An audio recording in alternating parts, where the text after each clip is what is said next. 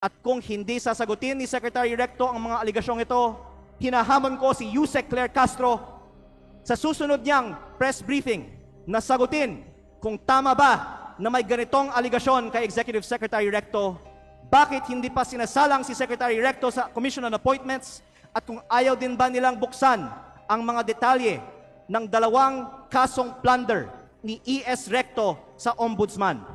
Mabuti ding magpaliwanag si Yusek Castro kung bakit ba talaga natanggal sa pwesto si Executive Secretary Lucas Bersamin nang walang paliwanag at ipinalit isang respetadong dating Chief Justice ng Supreme Court sa isang taong ngayong may 2 kasong plunder sa Ombudsman.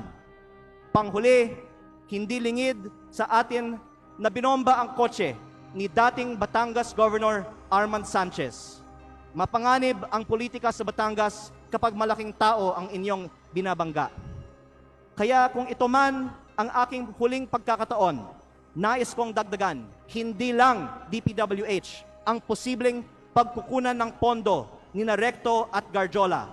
Dahil ayon sa mga politiko sa iba't ibang mga bayan ng Batangas, ang nasa likod ng STL operator ng Batangas, Refresh Gaming, ay si Recto at Garjola, na ang isang humaharap para sa kanila ay si San Juan Vice Mayor Anthony Marasigan, kahit na iba ang mga tao sa GIS ng kumpanya.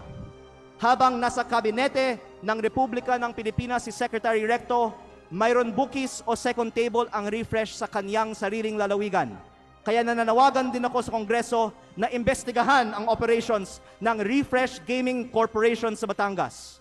Ang mga politiko sa Batangas ay maaaring tumestigo na dahil si Governor Vilma Santos ay nasa Kapitolyo, si Executive Secretary Ralph Recto sa Malacanang, at suportado sila ni Congressman Garjola, kompleto ang makinarya para gawing negosyo ang Batangas. Kaya baka hindi lang 1 bilyon ang nagastos na ni Garjola para sa mga Recto.